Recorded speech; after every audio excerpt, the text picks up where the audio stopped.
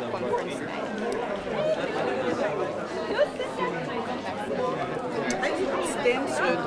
Yeah.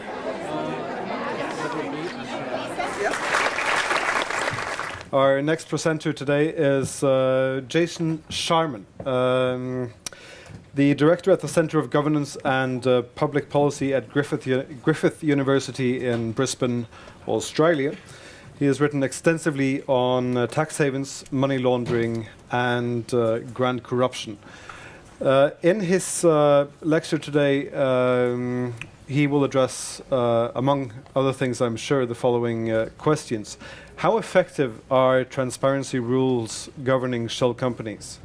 And if you want an untraceable shell company, as I'm sure many of you do, where's the best place to buy it? And how sensitive are those who sell shell companies to corruption risks? Interesting topics, interesting questions. Mr. Sharman, please take the stage. Morning, everyone. I'd like to start off by thanking the organisers of the conference, the Norwegian School of Economics and Publish What You Pay Norway, for giving me the opportunity to speak here this morning.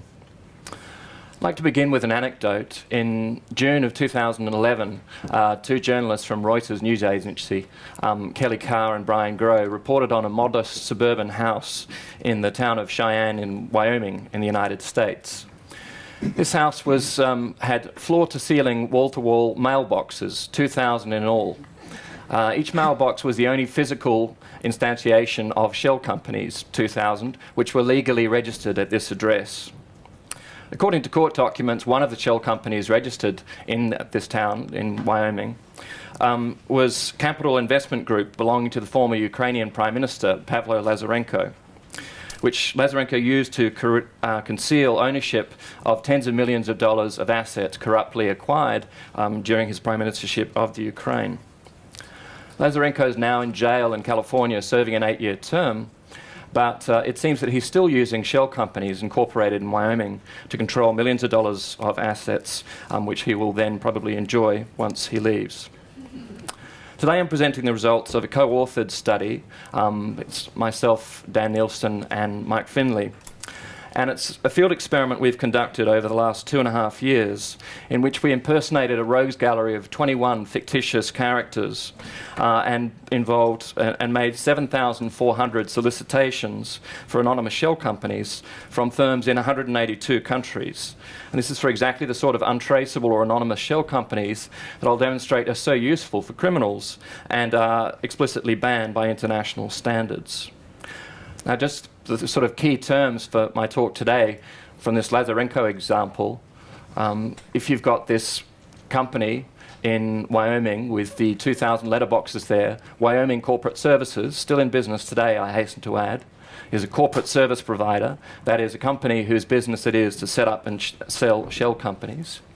You've got the shell company itself, Capital Investment Group, which, as I say, Lazarenko used to hold his assets.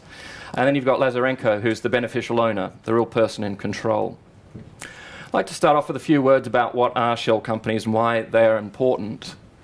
This is a shell company I set up in 2009 in the Seychelles. It has a bank account in Cyprus. I set it up from Australia using a corporate service provider in Singapore. I made a euro transfer into their Hong Kong account, set up the Seychelles Bearer Share Company, which has a Cypriot bank account. It's cost 1,752 euros. Shell company is called a shell company because it doesn't engage in any substantive business, doesn't produce any good or service, it's just a legal person. But a legal person can be very valuable in terms of holding bank accounts or owning assets. Such shell companies can be set up online in dozens of jurisdictions in the matter of a few days or perhaps even a few hours for just a few $100s or at most a few thousand. The key issue with shell companies is if they can be traced back to the real person or the real people in control, the beneficial owner. If not, the shell company becomes a sort of corporate veil that screens, separates, and conceals the financial affairs of that person, the beneficial owner, and this is why they can be so useful for criminals. A World Bank report on this issue, referred to called the Puppet Masters, begins with an example. It says, imagine that you were engaged in corruption. You needed to make a large illicit transfer. What would you do? Well, conceivably, you could use cash, the original sort of untraceable medium, but cash is quite heavy. $1 million in US $100 bills weighs between 8 or 9 kilos. So really, you can only get about $3 million even in a pretty big suitcase. Okay? Cash is bulky, and you have to be, obviously, in the same room. You have to be able to hand it over. So it's not terribly convenient. You could make an interbank wire transfer, but then there's a risk that the bank will lodge a suspicious transaction report and that you'll be traced back pretty easily. So really the third option is, instead of having a bank account in your own name, either as the bribe giver or the bribe recipient, you could have the bank account being held by a shell company. And as long as the shell company can't be traced back to you, the beneficial owner, then you can probably make this illicit transfer with very little chance of ever being found out. To quote an excellent report on the issue done by Global Witness called Grave Secrecy, published earlier this year, shell companies are key to the outflow of corrupt money that keep poor countries poor. Those who loot state funds through corruption or deprive their states of revenue through tax evasion need more than a bank. They need to hide their identity behind a corporate front. Many other reports have come to the same conclusion about the centrality of shell companies, not just for tax evasion and corruption, but really for just about any form of profit-driven crime. So in short, if you're interested in the sorts of crimes and evils that we're talking about in this conference, you really must be interested in the issue of shell companies, and the degree to which they're transparent or opaque, the degree to which they can be linked back to the beneficial owner. Now, precisely because shell companies are so useful for criminals if they can't be traced back, there are international standards mandating that you should be able to link a shell company with a beneficial owner. So we've mentioned the Financial Action Task Force already. Like the previous speaker, it does have a sort of Hollywood ring to it. You've got these very clear standards that says countries should take precautions to make sure that shell companies, that's legal persons, means companies, can't be used for money laundering, that authorities should be able to access and find out who the beneficial owner is, who the real living, breathing individual is behind this. But of course, the real question is not so much the existence of the rule, but its effectiveness. Does it work? It would be ridiculous to think that just because you pass a law against corruption, corruption is stopped by that law. But this presumption of effectiveness, of just saying, well, there's a law there, so I'm sure it's, in this case, a standard there, I'm sure it's effective, is pretty much what the international community has done with this rule, Recommendation 24, formerly 33. Despite how important the issue of shell companies are, their transparency, despite the importance of this question of whether this rule before you is effective, it really hasn't been investigated until now. The anecdotal evidence suggests that we have reason to worry. So going back to Wyoming Corporate Services, this is an excerpt from their website telling you all the great things you can do with a shell company, which really gets to the heart of the problem. You can see here, you know, a person who cannot be accountable for its actions. Imagine the possibilities, okay? And indeed, many criminals, not just Lazarenko, have done more than imagine the possibilities. They've actually exploited them in these varieties of crime. The study I've co-authored with Nielsen and Finley seeks to answer this question of effectiveness. We have a rule out there saying that shell companies should be able to be linked back to the person in control, the beneficial owner. Does it work? As noted, the basis of our project was to create 21 fictitious characters and approach 3,700 corporate service providers, like Wyoming Corporate Services, in 182 countries. Over a period of 2 years, we approached each of these corporate service providers twice, so we have 7,400 solicitations in general. The results provide by far the most detailed and scientifically rigorous evidence we have on the availability of untraceable shell companies, but also the sensitivity of corporate service providers to different kinds of customer risk profile.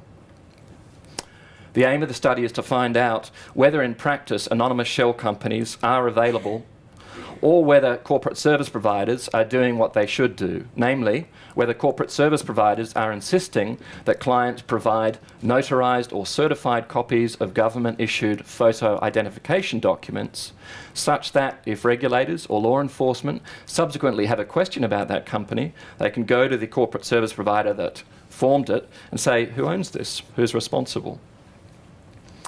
Apart from the overall level of compliance, we also tested how sensitive providers were by changing the content of our solicitation emails in ways I'll describe in a bit.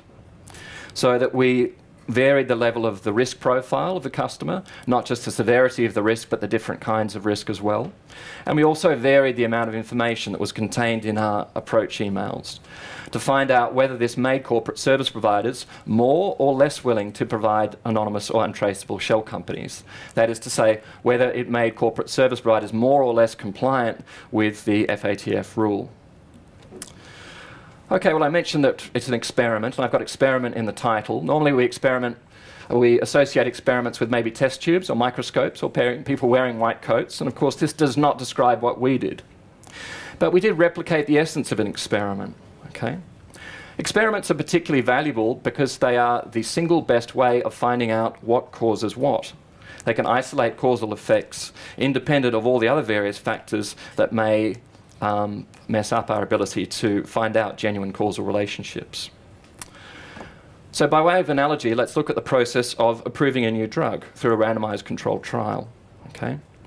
If you're looking to have a new drug approved, there is one way and one way only you can do so. You have a pool of volunteers which you divide into two groups. You randomly assign them into one of two groups. One group, the treatment group, gets the drug in question. The second group, the control group, gets a placebo pill. Okay? The idea is, as long as the group is big enough and as long as the randomization has been done properly, any difference that you observe between the treatment group that got the drug and the control group that got the placebo afterwards can be wholly and solely ascribed to the effect of that drug, because the process of randomization washes out or neutralizes all the other factors that might affect people's health there. So at the end, you can find out if the drug has positive effects in fighting whatever disease you're interested in, or negative effects in terms of unwanted side effects. Now, of course, we're not working with drugs or placebo pills, but we are looking to replicate this logic. Instead of randomly assigning a placebo pill or a drug, we randomly assign different email groups. We start off with a placebo or low-risk email. I'll put that here and explain it in just a bit. Then we vary this basic email template to see what difference it makes in terms of corporate service providers' willingness to provide anonymous or untraceable shell companies. And because we're using random assignment in a very large group, any difference between the rate at which corporate service providers are willing to provide anonymous or untraceable shell companies can be wholly and solely ascribed to variations in the wordings of the emails that we put forward. Okay? So if you like, this placebo or control email forms a bench line against which we can measure the changes in the wording of the other emails, the treatment emails, that I go on to explain. Okay, let's have a look at the structure of this email. First off, we say we're a consultant. Okay? There's a lot of legitimate consultants out there, but also consultancy is commonly used as a sort of alibi for many of the sort of illicit transfers that we're interested in too.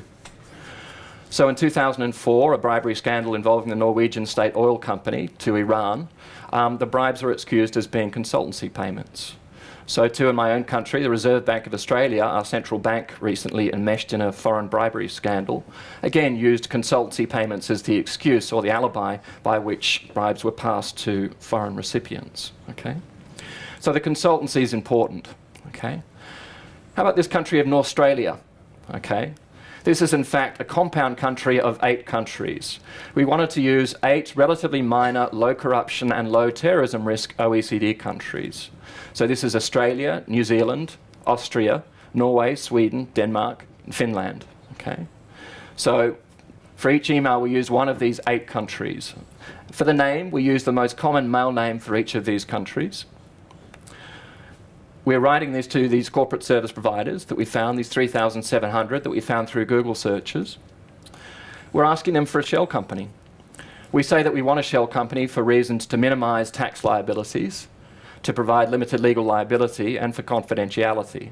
And from doing a lot of interviews with corporate service providers, these are sort of the most common reasons why people are interested in getting shell companies.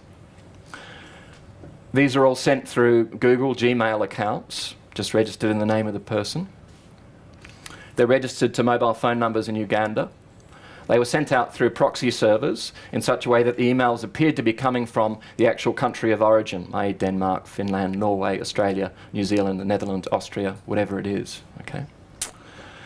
The key question here is what documents? The key question posed to the corporate service provider is what identity documents, if any, do the corporate service providers require before they're going to supply a shell company to us? If they're following the rules set down by the Financial Action Task Force, they should ask for notarized or certified copies of government-issued photo identification documents. If, however, they're willing to provide us with a shell company without any documents, then that shell company becomes exactly the sort of anonymous or untraceable entity that is so useful for financial criminals, whether it's laundering money, engaging in fraud, giving or receiving bribes, evading taxes, or whatever it is. Okay? We also say communicating via email. It's pretty hard to impersonate people from 8 different countries via the phone or Skype. And of course, this gives us a written record as well of all the correspondence that passes between us and the corporate service providers. Okay, so this is the baseline. And as I say, the key question is, what identifying documents do you need from us? Okay, we also got some price information in there. For the non-English-speaking ones, we put a couple of spelling mistakes in there to make it look a little more authentic too. Okay. Okay, so this is the baseline. This is sort of the control or placebo email that's analogous to the sugar pill or the control group in the drug. Now present a series of treatments. These are the sort of variations we introduced into subsequent emails. See what difference, if any, it made in terms of corporate service providers' willingness to give us an anonymous or untraceable shell company. Okay, and the changes, the email frames are basically the same in all of them except for the bolded text. I hasten to add it's bolded for the purposes of the presentation. It obviously wasn't bolded in the emails we sent out. Okay, this is pretty much the same structure. We've got another Australian, that's the same. They want a shell company, that's the same. They want it for tax, liability and confidentiality reasons, that's also the same. The key question again is what identity documents do they require? The only thing that's different is we say, does it make any difference to firms' willingness or proclivity to follow international standards if you actually tell them what international standards are? If non-compliance is a product of ignorance, for example, perhaps if you tell people what the right thing is to do, they might actually do it more. Okay? We don't know. We thought this is maybe a hypothesis to be tested. Okay? So we mentioned the FATF, and we mentioned this idea of they have these standards of disclosure of identifying information. Then we go on and say, but we hope you don't ask us for them. Okay, so that's treatment number 1. Of our 3,400 corporate service providers, 3,700 corporate service providers, 1,700 were from the United States. And for the 1,700 ones in the United States, we decided to beef it up a little bit more. We not only said that there are rules set by the Financial Action Task Force out there, but we also said that the Internal Revenue Service, the US tax authority, actually enforces these. Now that's not actually true, but we were interested to see what difference, if any, this made to the proclivity of US service providers to ask for identity documents. And again, the rest of the email is the same. The Australians, the please communicate via email, the key question of what documents do you need, and so on. And again, we were trying to say, relative to our control email, relative to the placebo one I showed you at the front, what difference, if any, does this make? And because we're randomly assigning across a big group, we can be very confident that any difference between this treatment and the placebo email is caused by the variation in the wording that's bolded. Okay? Next one. Again, the same, except this time we said, well, let's create an incentive. We said we are willing to pay more if you don't ask for the documents that you should ask for. Okay? If you pay people to break the rules, does it make it more likely that people will actually break the rules? Or perhaps, is this sort of so suspicious and unsubtle that it may frighten off corporate service providers? Okay? If you get somebody who says, there's a rule out there, but I'm going to pay you to break it, perhaps corporate service providers are really risk averse. Okay? We're not sure what the net effect will be. This one's a bit different. Okay? Here we pose a corruption risk. And instead of our composite country, Australia, we've got our composite country, Guinea-stan. Okay? Now I mentioned that the Australian countries are perceived to have very low levels of corruption. Instead of 8 low corruption countries, Guinea-stan is 8 high corruption countries, or perceived to be high corruption. So we've got Guinea, Guinea-Bissau, Equatorial Guinea, Papua New Guinea. And then we've got Tajikistan, Turkmenistan, Kyrgyzstan and Uzbekistan. Okay? For each email we randomly draw one person, one identity from one of these 8 countries, okay? And we're doing this to signal a high corruption risk. But we thought that may have been too subtle. So we did a second variation, you can see there again. We said that we are consultants, again, but this time we're in government procurement, which the OECD says is one of, if not the most corruption-prone area, okay? So we're sending a really, really strong signal of corruption risk, okay? Here you have someone who is in the bottom 1/5 of the Transparency International Corruption Perceptions Index from their country of origin, in a spectacularly corruption-prone area, government procurement, who's asking for an anonymous, untraceable shell company. Any corporate service provider with half a brain in their head and any sense of moral responsibility of scruples would recognise this as an outrageously obvious corruption risk. The question is, does it make any difference to corporate service providers' willingness to supply anonymous or untraceable shell companies? Could make them more willing, for all we know. Last one. Terrorism. Okay. Terrorism financing. Okay. Again, we varied this again. We changed the country of origin. Okay. This one, we have the people coming from either Lebanon, Pakistan, Palestine, or Yemen. They're again a consultant, but this time for a Muslim aid organisation and working in Saudi Arabia. Okay. Again, the rest of the structure of the email is the same in terms of tax, limited liability, confidentiality. The key question, what documents do you require? Prefer to communicate via email. Each of these factors is listed by the Financial Action Task Force as posing a risk for terrorism.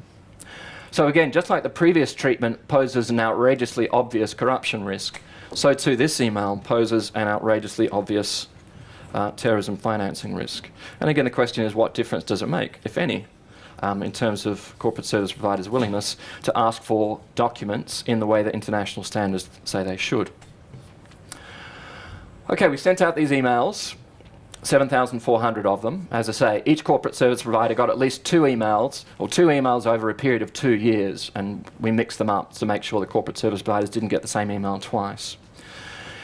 We then have a vast, and we indeed still do have a vast database of all the emails responded, back and forth. And we had to code these responses. And really, we could get 1 of 5 results from these. First off, corporate service providers just might not reply at all. We might get no response. Okay. Those ones were a little bit actually hard to work out what was going on. On the one hand, maybe they were just disorganised, or we didn't think we were worth it in terms of the money. Or perhaps they were engaged in a form of soft screening. That is, they thought, these guys seem very sketchy, very dodgy, very suspicious, maybe we're just not going to reply to them. So the first of the 5 outcomes could have been no response. The second one could have been refusal, where they wrote back, we did get an email back, and they said some of these things. Some of them were pretty short and sweet. Thank you, no thank you. Okay. Some of them were a bit arch. No problem, RS, you should concentrate on making an honest living. You seem like a bright guy. Okay. This is our fictitious Tajik here. This is our fictitious Australian here, Mark Brown. Okay. Some people were very offended. Some corporate service providers were very offended by our approach. They thought it was highly immoral, and they had responses like this from the refreshing directness that's characteristic of Australians.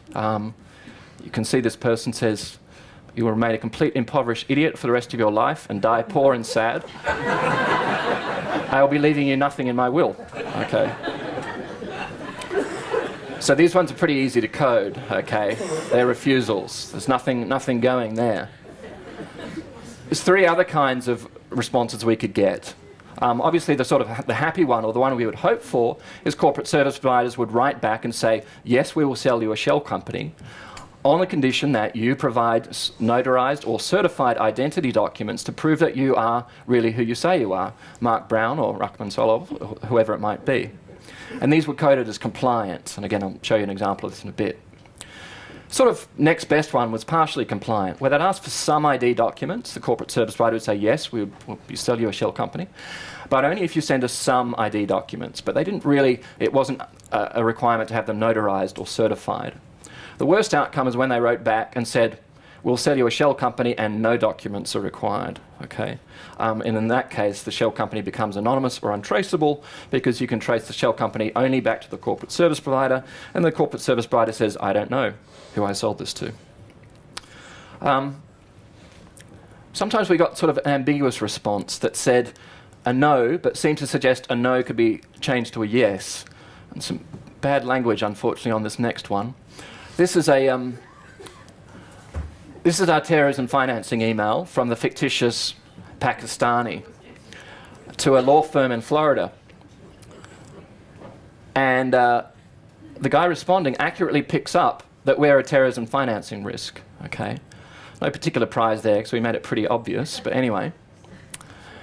And he initially says, in no uncertain terms, you could be a front for terrorism financing, but if you pay me $5,000 a month, I can do business with you. Okay, not only set up a shell company, but set up a bank account to go with it as well.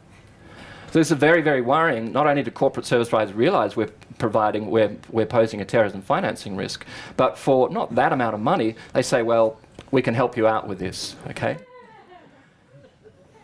This finishes off your previous message and this one, a meaningless crap. Get a clue. Just how stupid do you think we are? Okay. Well, I'll answer that actually in a couple of slides' time. Okay. Okay. Compliant. This is what should happen. These are the sorts of emails we should have got. This is from St Kitts and Nevis, a small country in the Caribbean, 2 islands. And again, this is our corruption treatment. This is our fictitious Tajik. And they say, yeah, we'll sell you a shell company, but we need certified or notarized copies of the following identity documents. The picture pages of your passport or driver's license, utility bills, and references. Okay? This is compliant. This is what the FATF says should happen. Okay. Unfortunately, we've got a lot more like these, non-compliant. Here's a 2 from the US. You can see it should only take you 10 minutes. We just need the name of your company. Or this one, all you need to do is provide the name of the company, that's it. We've got another sort of longer, slightly more sinister one as well that I haven't got on the slide, but I'll read out an excerpt from. This corporate service provider replies and says, the anonymous structure we offer is totally secure since we manage the bank account on behalf of the owner. The owner's name appears nowhere. Using this structure, no investigator could determine the true ownership of the structure. We offer additional security by the fact that we could change the nature of this structure and relocate it to other jurisdictions literally within minutes if required. Having said that, we should make it clear that we will not engage in any illegal practices on behalf of clients. However, what is illegal in one country may not be illegal in another. Okay. So we did get some pretty scary responses like this. Okay. One more sort of non-compliant one. This guy's worried about terrorism financing, particularly worried about it going to Nevada when it could be going to Delaware, okay, where this person works. So again, here we have our outrageously obvious terrorism financing risk, and the person says, no problem, $235, please, for a corporate, and just MasterCard, Visa, or American Express. We don't need any identifying documents at all, okay? So again, this is from a helpful person in Delaware, more than willing to supply an anonymous shell company to an obvious terrorism financing risk. Okay, in terms of general patterns, what do we find? First off, pretty poor overall compliance. Of all the replies we received, 48% failed to ask for the proper identity documents. That is, 48% failed to ask for certified or notarized identity documents. 22% of the replies we received overall failed to ask for any identity documents at all. That is to say, 22% of the replies we received were more than willing to provide anonymous or untraceable shell companies that are explicitly banned by international standards and incredibly useful if you're engaged in financial crime. Okay. Conventional wisdom is that developing countries are often unable to apply international standards, that offshore centres or tax havens are unwilling to apply international standards, and that rich OECD countries are both willing and able to apply international standards. At least when it comes to the regulation of shell companies, this is dead wrong on each count. Okay. This graph here measures the level of compliance in terms of what we call a dodgy shopping count. Okay. The dodgy shopping count simply says, if you want an anonymous shell company, how many corporate service providers do you have to approach before, on average, you'll find one who'll sell an anonymous shell company to you? So if you've got a 5% non-compliance rate, that means you've got a dodgy shopping count of 20. The higher the dodgy shopping count, the more difficult it is to get an anonymous shell company. And of course, conversely, the lower the dodgy shopping count, the smaller the number of corporate service providers you're going to have to approach before you can get an anonymous shell company, and the less well international standards are working. This is the international sample over here, and I'm not sure to what extent it's clear, but these are tax havens, OECD, developing nations. Tax havens have by far the best performance, okay, in terms of actually asking for identity documents there. So the dodgy shopping count, you have to approach about 25 corporate service providers in tax haven jurisdictions before you find one who says, sure, we'll sell you a shell company, we don't need any identity documents at all. That's a surprise. Okay, that runs directly contrary to the conventional wisdom on the subject and most of the communiques of the G20, the OECD, the FATF, and so on. You can see that developing countries do okay, not as well as tax havens, but better than the OECD. Okay, worst of all, you can see that the OECD countries, okay, have a dodgy shopping count of about 8. Okay, so if you're approaching corporate service providers in the OECD countries, you've got about a 1 in 8 chance, or only, on average, it's going to take you 8 approaches before you find one. This is the United States on the other side, and you can see this really sort of stubby line here, which is pretty bad news, is US incorporation services. Okay, the other one is law firms, who mainly just didn't reply to our solicitations. You can see of all of the US corporate service providers we approached, that is excluding the law firms, 41% were willing to provide an anonymous shell company to us. Okay? So the United States is one of the worst countries in the world in actually upholding international standards when it comes to shell companies. Okay? So really, you're only going to need to approach 2 and a bit corporate service providers in the United States before you find one who's similar to the quotes I reproduced earlier, is willing to sell you an anonymous or untraceable shell company. Okay, well, how about the difference that the treatments made? I showed you the various things in terms of the FATF treatment, the IRS treatment for the US portion of the sample, the premium where we offered to pay more, the corruption treatment from Guinea-Stan, and the terrorism treatment of the jurisdictions or the countries that are perceived to have a high risk in terms of terrorism financing. Okay, again, the longer the bar, the better the news. The longer the bar, the higher the dodgy shopping count, the harder it is to get an anonymous shell company, and obviously the converse as well. And again, we've got the international sample here and the US here.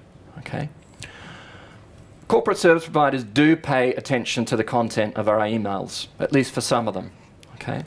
The little asterisks here under terrorism at the top, there are 3 for the US, 2 over here, indicate that to a statistically significant degree, it's much harder to get an anonymous shell company if you do pose an obvious terrorism financing risk. Okay?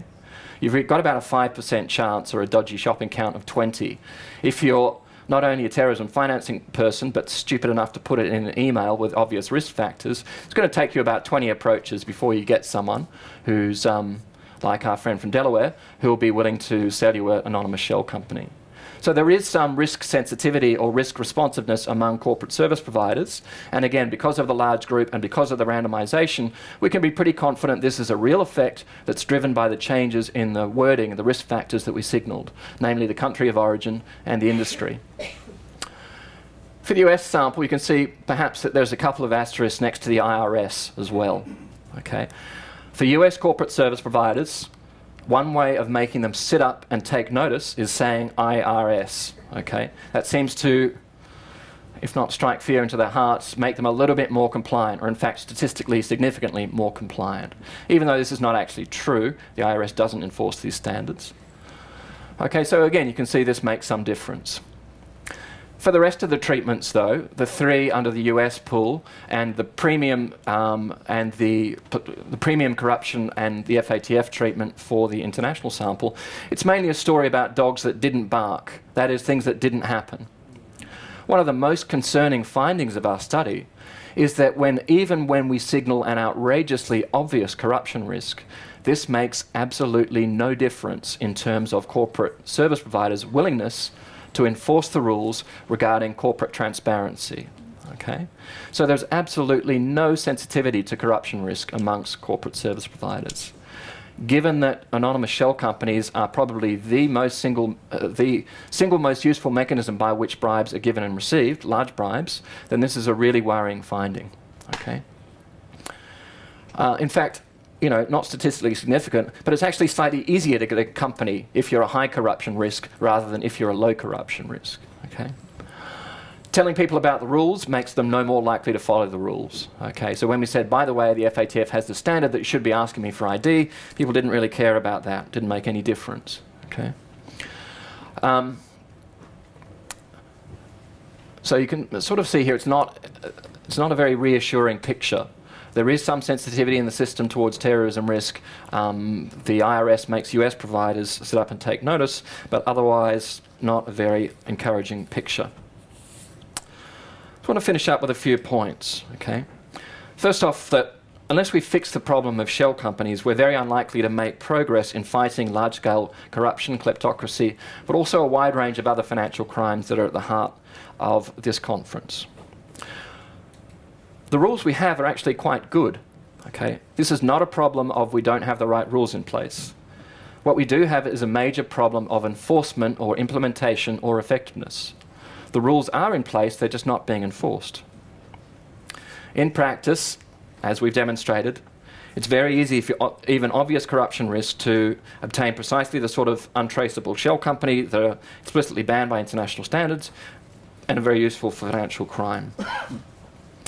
The largest vulnerabilities are not amongst developing countries and even less amongst tax havens.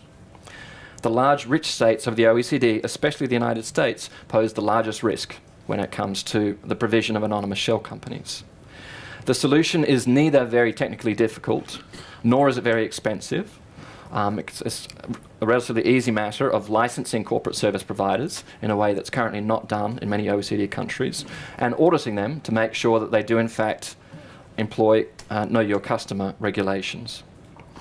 What is lacking is not so much technical knowledge or financial resources, but political will amongst the countries of the OECD. We hope that in a small way, our study will do something to change this. Thanks very much.